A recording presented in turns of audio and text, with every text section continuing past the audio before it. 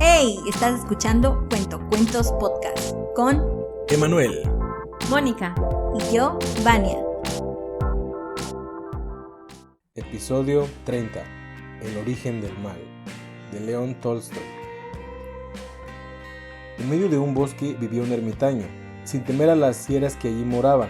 Es más, por concesión divina o por tratarlas continuamente, el santo varón entendía el lenguaje de las fieras y hasta podía conversar con ellas. En una ocasión en que el ermitaño descansaba debajo de un árbol, se cobijaron allí para pasar la noche un cuervo, un palomo, un ciervo y una serpiente. A falta de otra cosa para hacer y con el fin de pasar el rato, empezaron a discutir sobre el origen del mal.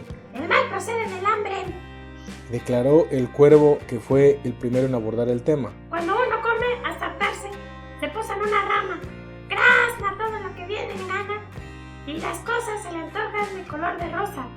Pero amigos, si durante días no se prueba bocado, cambia la situación y ya no parece tan divertida ni tan hermosa la naturaleza. ¡Qué desasosiego! ¡Qué intranquilidad siente uno! Es imposible tener un momento de descanso. Y si vislumbro un buen pedazo de carne, me abalanzo sobre él, ciegamente. Ni palos, ni piedras, ni lobos enfurecidos serán capaces de hacerme soltar la presa. ¿Cuántos perecemos como víctimas de hambre? No cabe duda de que el hambre es el origen del mal. Como de Tepito ese cuervo. El palomo se creyó obligado a intervenir, apenas el cuervo hubo cerrado el pico. Opino que el mal no proviene del hambre, sino del amor. Si viviéramos solos, sin hembras, sobrellevaríamos las penas. Ya andaba pedón, ¿verdad?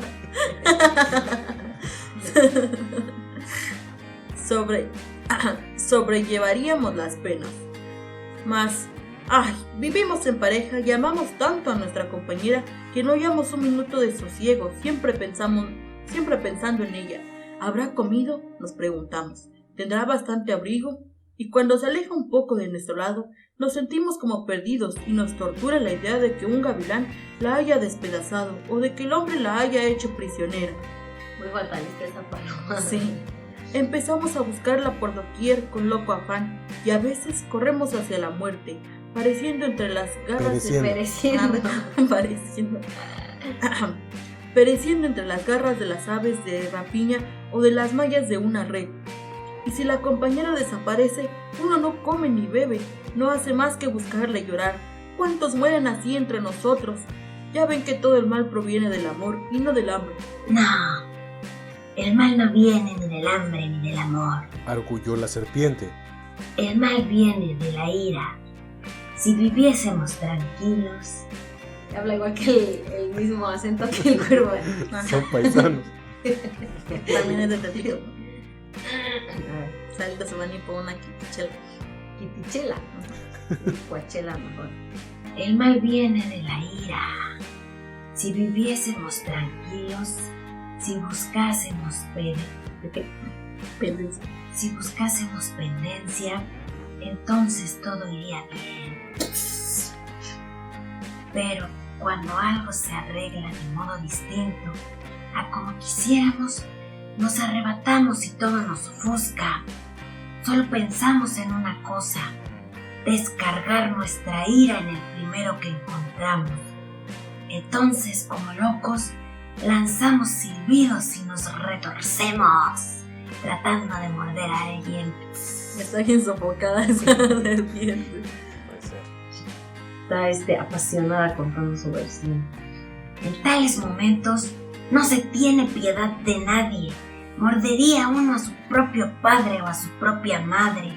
Podríamos comernos a nosotros mismos y el furor acaba por perdernos. Sin duda alguna, todo el mal viene de la ira. Psst. El ciervo no fue de este parecer. No es de la ira ni del amor, ni del hambre de donde procede el mal, sino del miedo. Si fuera posible no sentir miedo, todo marcharía bien. Nuestras patas son ligeras para la carrera y nuestro cuerpo vigoroso. Podemos defendernos de un animal pequeño con nuestros cuernos y la huida nos preserva de los grandes. Pero es imposible no sentir miedo. Apenas cruje una rama en el bosque o se mueve una hoja, temblamos de terror. El corazón palpita, como si fuera a salirse del pecho, y echamos a correr. Otras veces, una liebre que pasa, un pájaro que agita las alas o una ramita que cae, nos hace crecer. Nos hace creer. Como personas, ¿no? Ay. Nos hace creer que nos persigue una fiera y salimos disparados, tal vez hacia el lugar del peligro, a veces para esquivar a un perro vamos a dar con el cazador. Otras, enloquecidos de pánico, corremos sin rumbo y caemos por un precipicio, donde nos espera la muerte. Dormimos preparados para echar a correr, siempre estamos alertas, siempre llenos de terror. No hay modo de disfrutar de un poco de tranquilidad. De ahí deduzco que el origen del mal está en el miedo. Se va a escuchar un gallo en la voz del cielo. Pues parte de uno. Es adolescente. No, se escuchó de fondo. No que se me salió. Finalmente intervino el ermitaño y dijo lo siguiente: No es el hambre, el amor, la ira y el miedo la fuente de nuestros males, sino nuestra propia naturaleza. Ella es la que engendra el hambre Y da risa. el amor, la ira y el miedo. La Mónica va con la garganta destrozada. y soltó el micrófono. Fin. Es un cuento muy cortito, pero bastante entero, diría yo, en lo que dice. Muy interesante, a mi parecer, como ya lo mencioné, de León Tolstoy. Según yo no habíamos leído nada de él. No Déjenme me suena. contarles un poquito de él. Lev Nikolaevich Tolstoy nació en Yasnaya Poliana, Tula, en Hidalgo, ¿no? En Rusia, el 28 de agosto de 1828, en el seno de una adinerada familia de procedencia aristocrática. Su padre era el conde Nikolai Ilich Tolstoy y su madre la princesa María Nikolayevna Volkonsky. Se crió con tías paternas en la gran hacienda familiar tras el fallecimiento de sus padres cuando todavía era un niño. Y tenía una hermana llamada María y 3 hermanos de nombres Sergei, Nicolás y Dmitri. No pudieron tener nombres más rusos, ¿verdad? Sergei. Pues él es más bien reconocido por sus éxitos literarios como Ana Karenina y Guerra y Paz. Pero además de sus obras, fue su ideología la que inspiró y sigue inspirando a miles de personas alrededor del mundo. Por ejemplo, como ya lo mencioné, él quedó huérfano. Esto fue a la edad de 9 años. Quien lo mantuvo fue en ese momento su tía Tatiana Yergolskaya. Fue la que lo cuidó. Se quedó huérfanito. Y aunque él era de dinero, se convirtió en un crítico del estilo de vida aristocrático y burgués. Wow. Pues sí, Va en contra de las reglas. Desde de Twitter. la desigualdad. No es cierto. Sus ideas sobre la no violencia activa tuvieron un gran impacto en grandes personajes nacionales. Se escribía con Mahatma Gandhi, que admitió haber sido influenciado por él, y por Martin Luther King, quien también siguió sus pasos.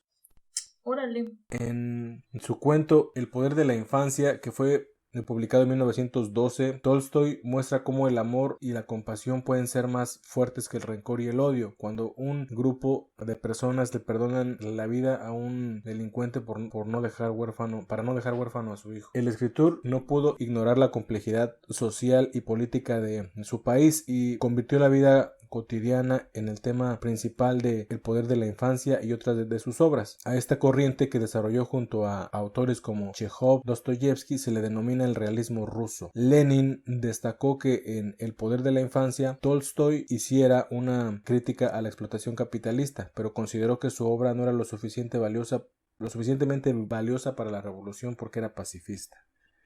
Él fundó una escuela para los hijos de los campesinos, en donde además fue maestro, y también editó los libros con los que estudiaban y les enseñaba sobre la importancia de respetarse y respetar a los demás. En sus últimos años, después de varias crisis espirituales, se convirtió en una persona profundamente religiosa y altruista, y rechazó toda su obra literaria anterior. Renunció a su estilo de vida aristocrático y se separó de su esposa. Tolstoy había intentado entregar sus propiedades a los pobres, pero su familia lo impidió. Esto fue uno de los motivos por los que decidió abandonar su hogar.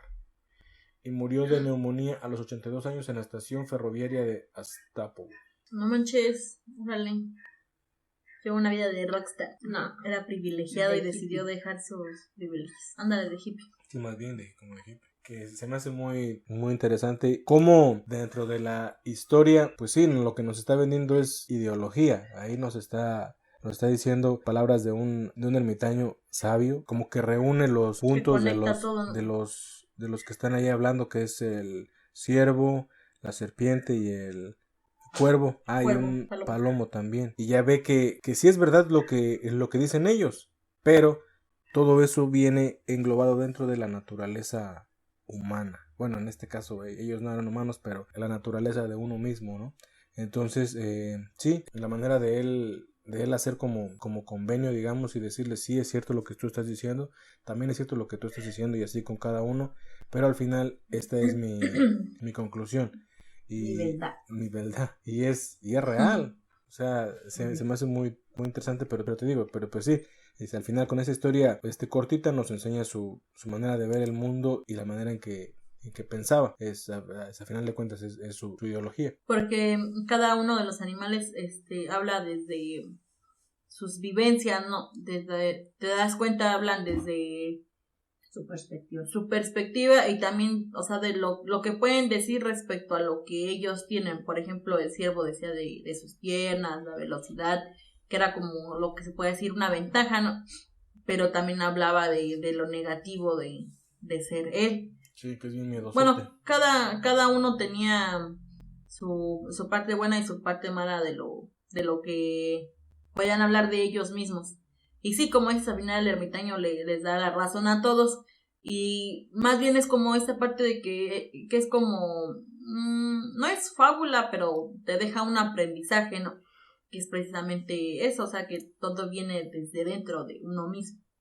Y sí, y no niega la postura de cada uno ni su perspectiva, sino que, como dicen, le concede la razón a todos, pero unifica el pensamiento de cada uno. Porque si se dan cuenta es como un debate, no, pero yo pienso que viene de aquí y viene de acá, no, pero yo digo que viene de aquí y viene de acá. Y los deja hablar a todos y al final, o sea, es el precioso remate que les dice, ¿saben qué? El pedo está así, vean. Sí, de todo lo que se quejaron, o sea, es todo, es realmente todo. Es un todo el origen, digamos, de una cosa. Y hablando del autor, yo pienso, bueno, es que yo he leído a Ana Karenina, entonces igual es como una obra en la que habla mucho acerca de la moralidad, del comportamiento social y todas esas cosas, ¿no? Entonces sí, ya digo, saber un poco más del autor respecto a su vida y todo lo que hizo, pues sí estaba muy enfocado en los valores, en la actitud humana, no sé, en todas esas cuestiones que sí se reflejan en su escritura y en estas temáticas, donde a diferencia que en Ana Karenina, pues obviamente son personas, digamos, personas humanas, personajes humanos. Aquí tenemos un cuento corto, pero así como es de corto, también es bien poderoso en las palabras, donde, bueno, yo estaba leyendo también que ese cuento, supuestamente los animalitos hablan sobre una ideología religiosa. Entonces, digamos que igual las ideologías religiosas, que todas van hacia el mismo fin, ¿no? Pues que tienes que ser una buena persona y qué sé yo. También ahí pues se unifican, como de, saben que ya no se peleen, no debe haber disputa, porque al fin y al cabo tenemos que ser buenas personas con el otro. Gracias por escucharnos en un episodio más. Recuerden que nos pueden seguir en todas nuestras redes sociales como @cuentocuentospodcast. A mí me pueden encontrar como @witchbango. A mí como Mónica Yoc. Soy un Cylon. Y que nos pueden mandar cuentos de su autoría o alguno que les gustara que leyéramos, pero que están libres de derechos de autor, por favor, a nuestro correo cuentocuentospodcast@gmail.com. Gracias, nos vemos en el siguiente episodio. Bye. Bye.